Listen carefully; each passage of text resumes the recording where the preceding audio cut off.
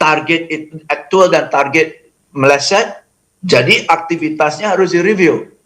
Dan semakin meleset, semakin aktivitasnya harus digencarin kan.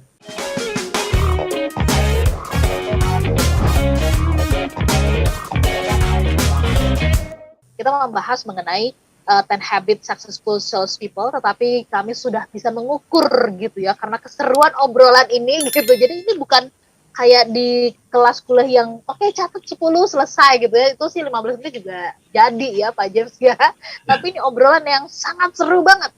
Dan kemudian mau bertanya soal 5 habits yang kita fokuskan, kita bahas tadi sampai di habit yang kedua ya, yaitu melakukan apa yang sudah dijadwalkan. Daily activities-nya ini benar-benar disiplin. Tapi bagaimana dengan pandangan bahwa itu kan kayak kaku banget ya, kayak itu tim sales itu kan harusnya bebas gitu loh, jadi bisa extraordinary. Bagaimana tanggapan Pak? Ya, bebas untuk berfleksibel pasti. Tapi tadi Ola sempat bilang kan kita kalau ketemu dengan pelanggan harus break the ice, harus ngobrol sampai lupa waktu. Ya. Nah, itu masalahnya, bisa lupa waktu karena setelah pertemuan itu nggak ada jadwal apa-apa lagi. Maka itu melebar sampai infinity kan. Okay.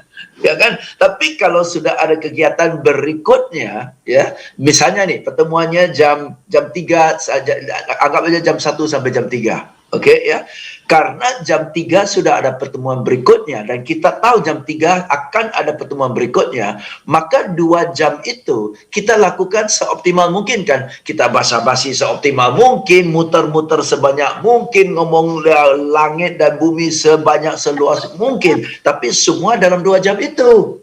Okay. Tapi karena tidak ada penjadwalan, kosong sampai jam berapa? Sampai malam juga bisa Pak. Ya kita ngomong lah yang enggak sampai putar-putar, betul kan?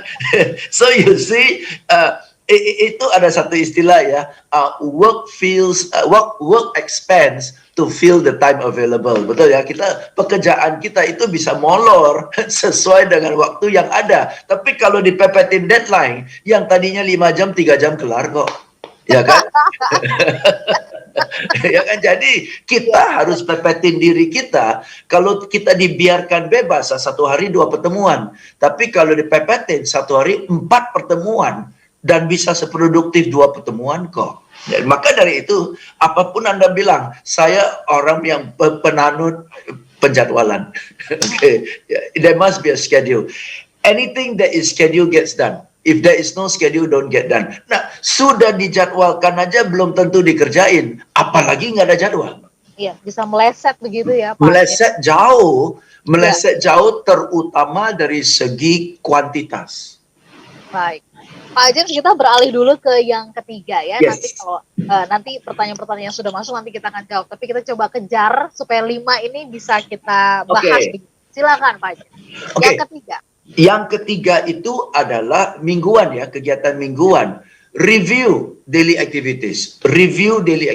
Okay? Karena aktual dan target meleset, jadi aktivitasnya harus direview. Dan semakin meleset, semakin aktivitasnya harus digencarin kan. Tadinya saya jadwalin telepon 10, karena saya meleset, sekarang saya harus telepon 15 lah. Ya kan, supaya kekejar. Numpuk ya. Iya, harus kejar kekurangan itu kan. Jadi, kalau minggu ini dengan telepon 10, saya meleset, berarti minggu depan sudah nggak cukup saya telepon 10.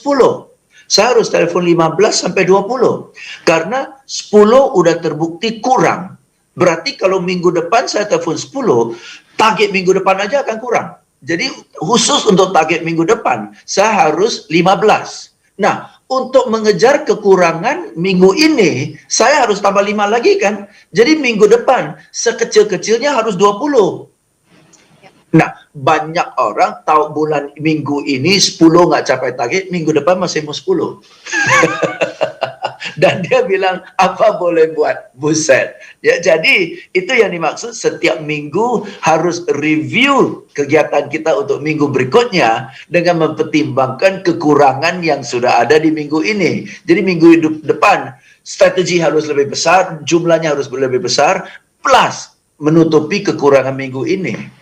Jadi maka dari itu semakin ketinggalan, semakin harus ngegas. Banyak orang semakin ketinggalan, semakin kendor.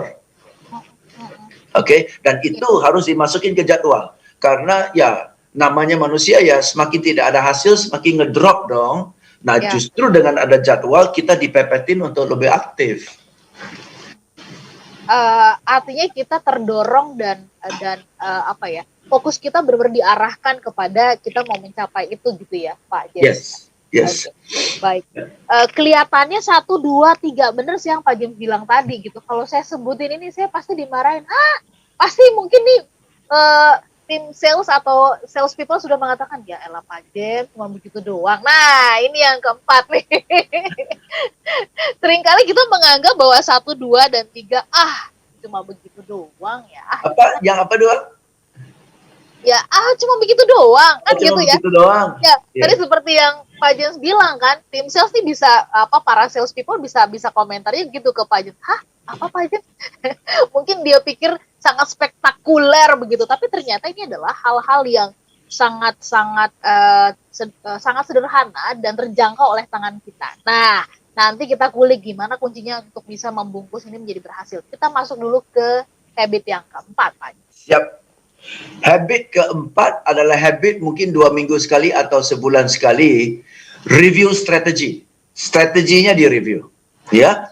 Atau mungkin dengan zaman sekarang pendekatan kayak gini sudah kurang efektif, harus ubah pendekatannya. Ya. Target market ini kayaknya sudah nggak punya daya beli, harus ganti target market lain, ya kan? Ya, atau mungkin saya sudah tidak cukup kerja sendirian, saya harus bersinergi dan kolaborasi dengan orang-orang lain dan organisasi lain gitu. Ya, jadi saya harus review strategi. Kalau dalam 1 bulan target sudah nggak tercapai. Nggak mungkin bulan depan saya ulangi cara yang sama. Nggak mungkin. Saya harus ubah strategi kan. Saya harus review. Nah itu sebulan sekali deh review. Supaya bulan depan ada cara yang baru, ada ide yang baru, ada gagasan yang baru. Dan yang buat saya semangat.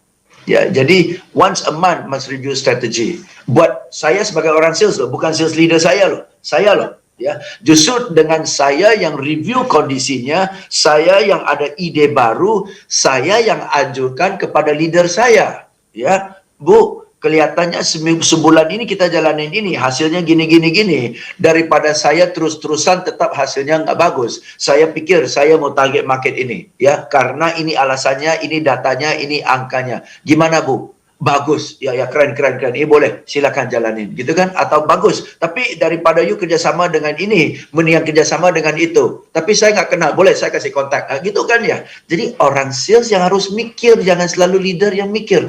Kalau leadernya pinter mikir, kita maju. Kalau leadernya malas mikir, kita mati kan?